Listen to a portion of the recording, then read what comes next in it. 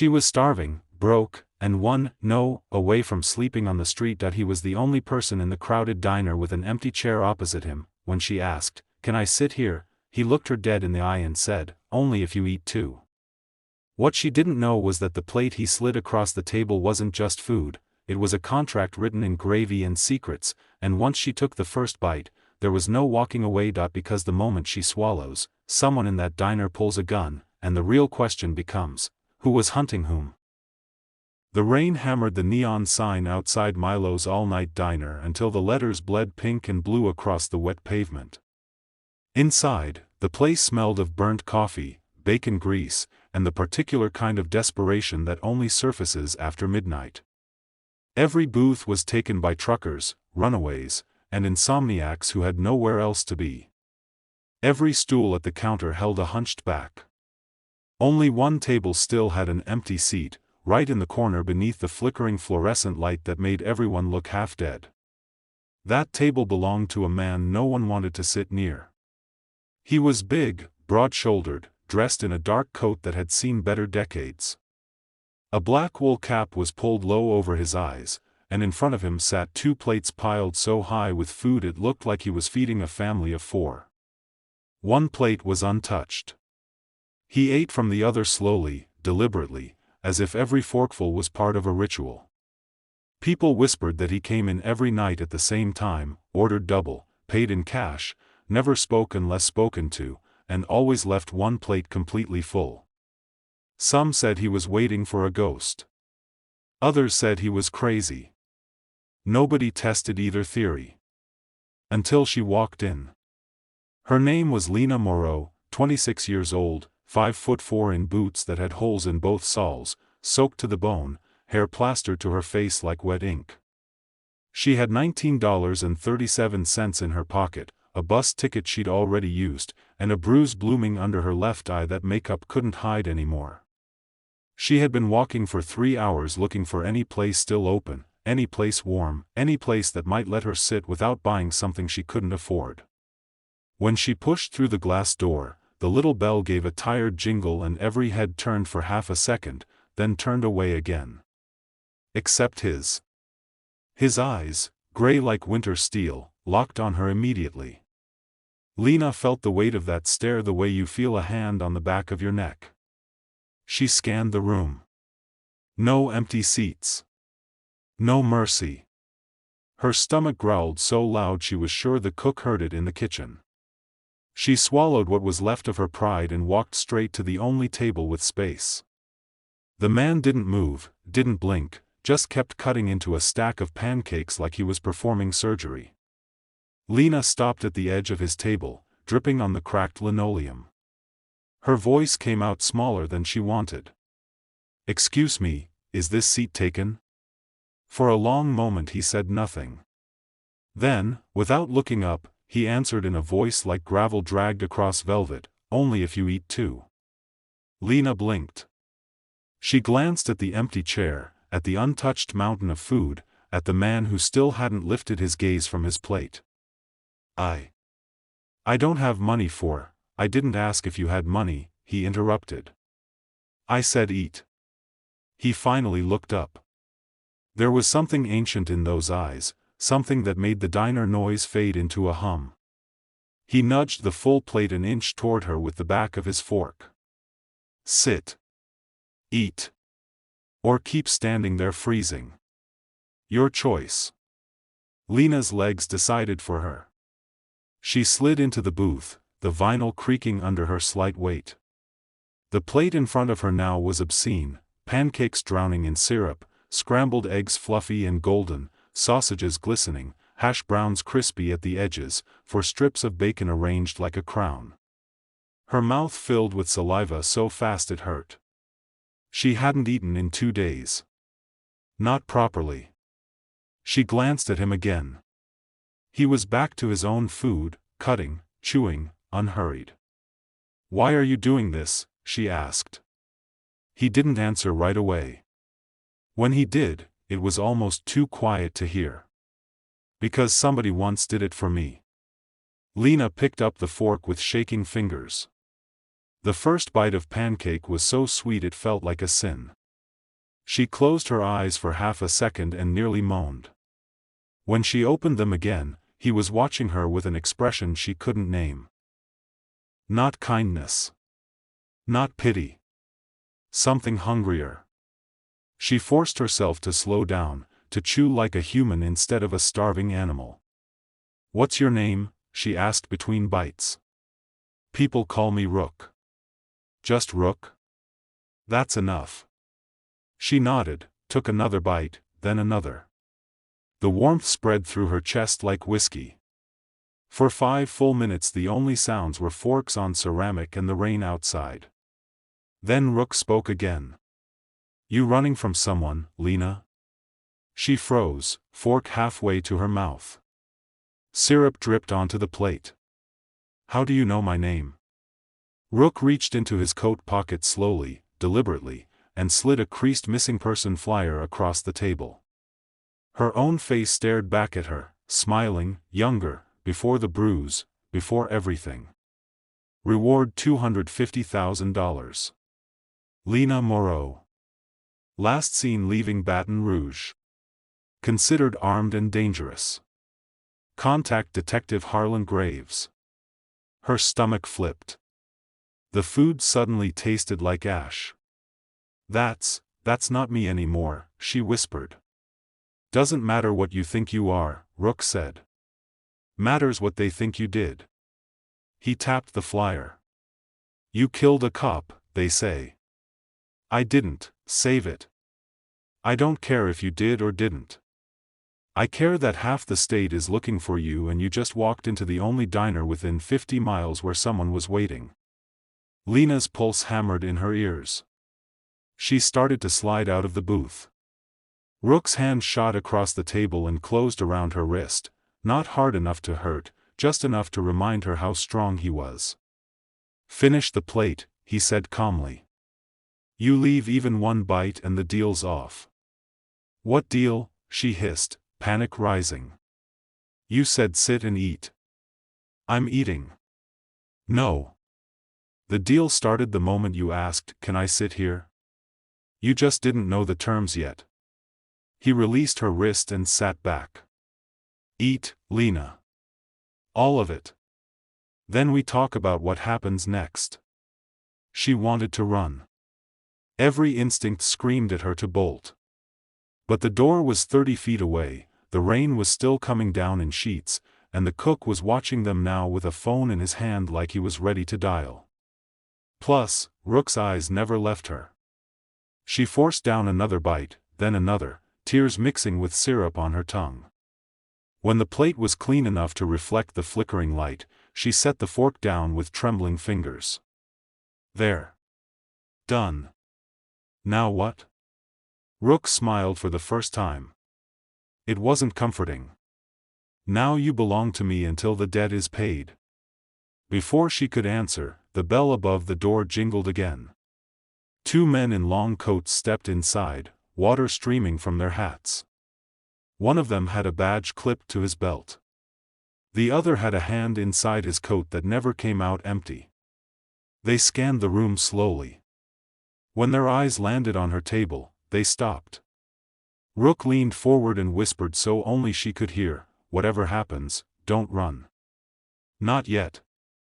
The man with the badge started walking toward them. Lena's heart slammed against her ribs. Rook just picked up his coffee and took a slow sip, like a man watching a storm roll in that he'd been expecting for years. The detective stopped 5 feet away. "Evening, Rook," he said.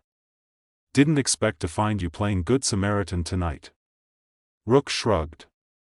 "Everybody gets hungry." The detective's gaze shifted to Lena. Recognition lit his face like a struck match. "Lena Moreau. Fancy seeing you here." His partner's hand tightened inside his coat. Lena couldn't breathe. Rook set his cup down gently. "She's with me, Harlan." Detective Harlan Graves smiled without humor. "That's gonna be a problem." The diner went dead silent. Even the griddle stopped sizzling.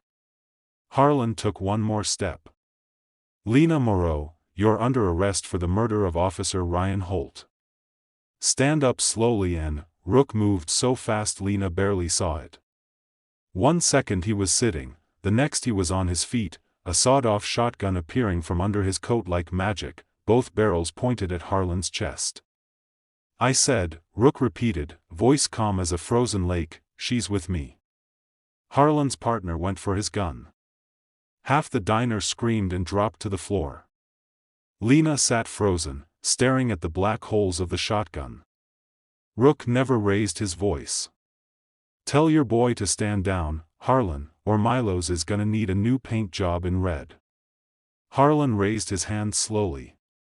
His partner froze. You just made a big mistake, Rook. Already made plenty.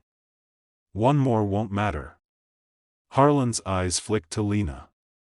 You willing to die for her? Rook's answer came without hesitation. I'm willing to kill for her.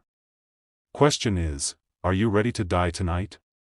The fluorescent light above them flickered once, twice, then held steady, bathing the four of them in sickly white. 10 seconds stretched into forever. Finally Harlan stepped back, hands visible. This isn't over. Never is, Rook said. Harlan and his partner backed toward the door, never turning, until the bell jingled again and they were gone.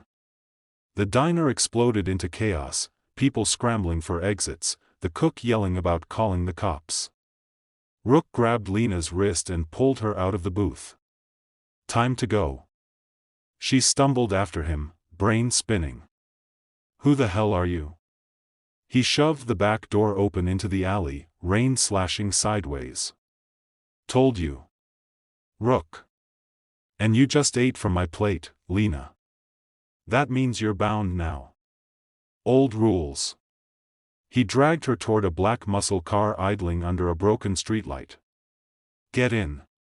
Bound to what? She shouted over the rain. He yanked the passenger door open and practically threw her inside. To me. To the job.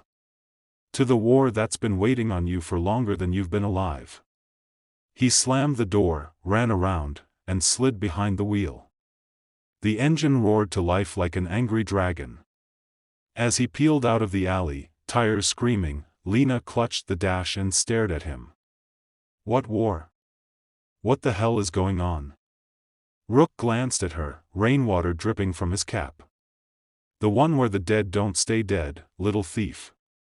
And tonight, you just became the key. Headlights flared behind them, 2 sets, closing fast. Rook grinned like a wolf. Hold on.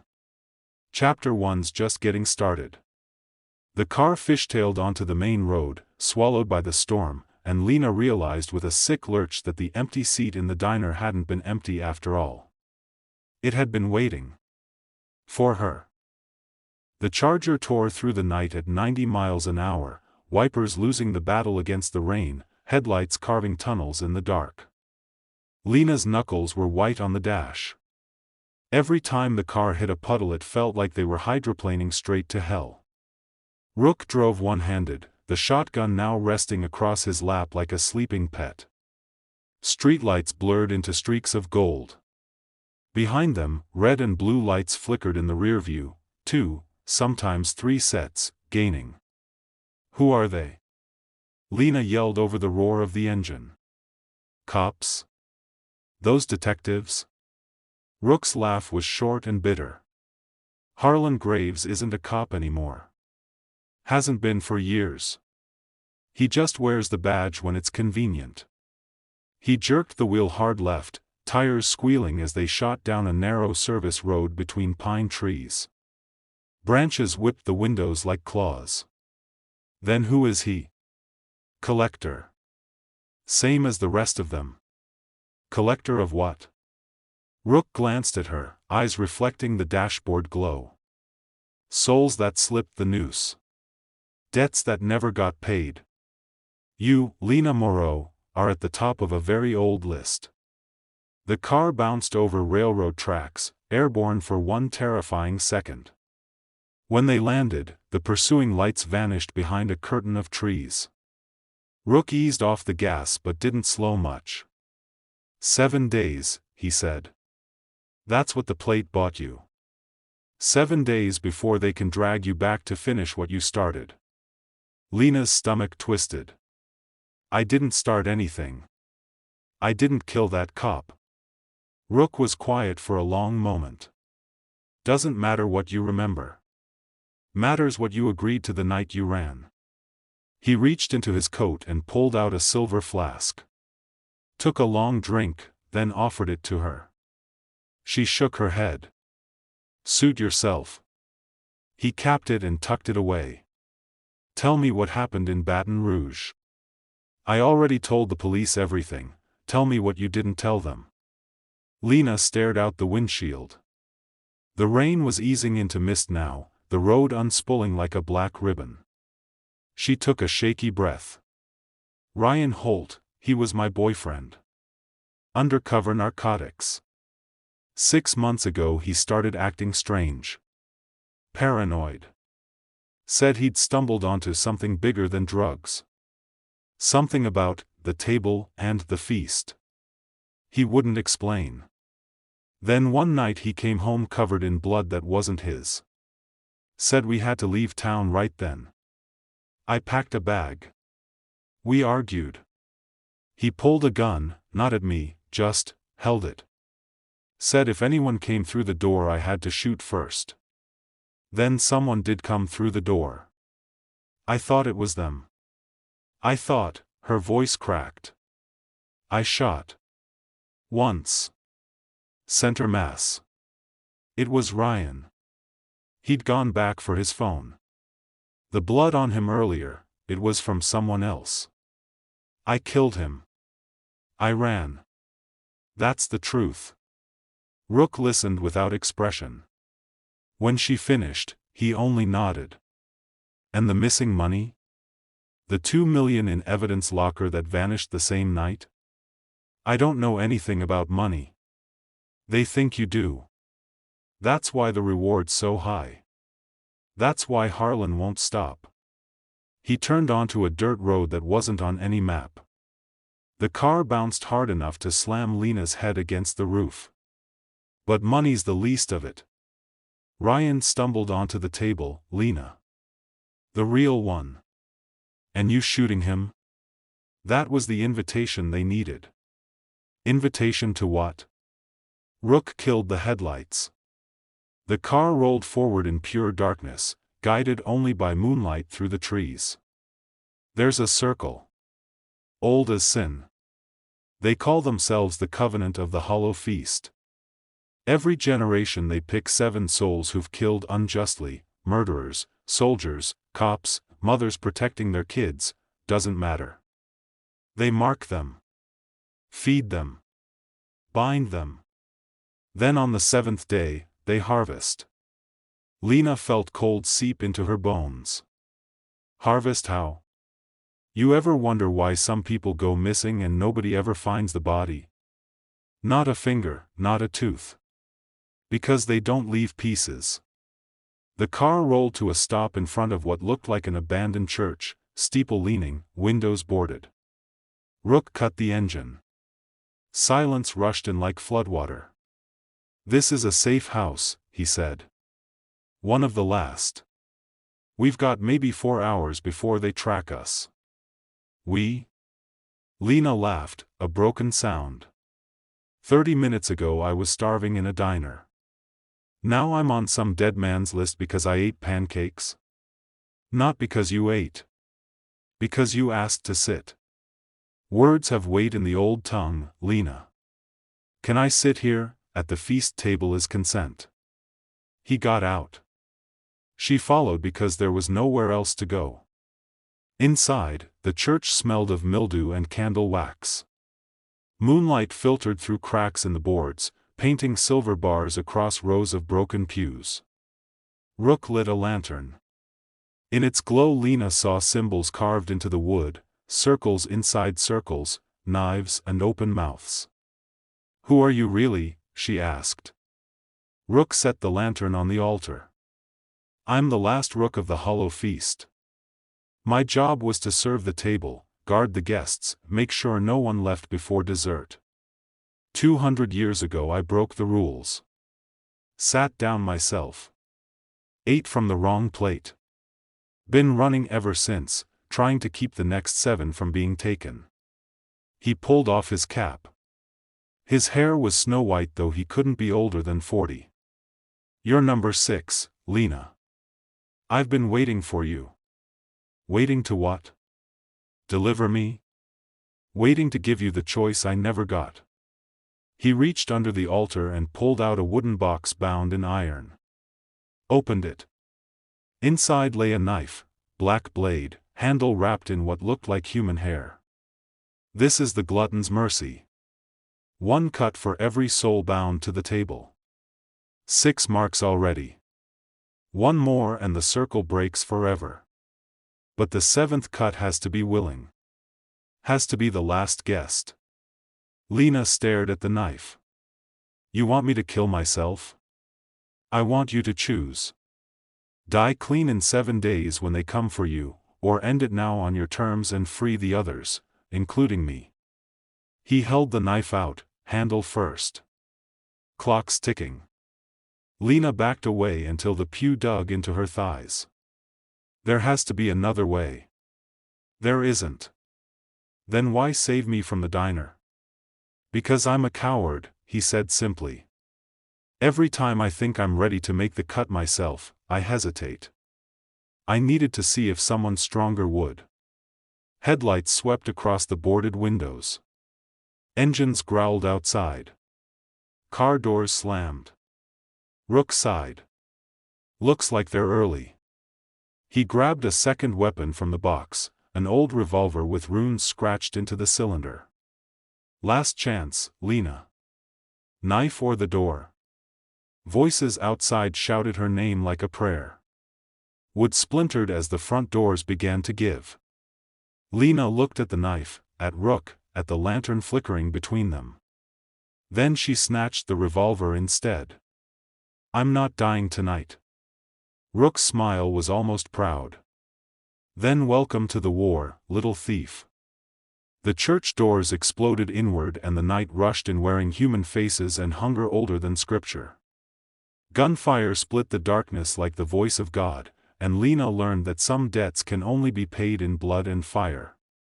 But whose blood and whose fire? That story was just beginning. If you felt your heart in your throat the entire time, do me a favor, smash that subscribe button and turn on notifications. Because next week we're going deeper into the Hollow Feast, and trust me, you haven't seen anything yet.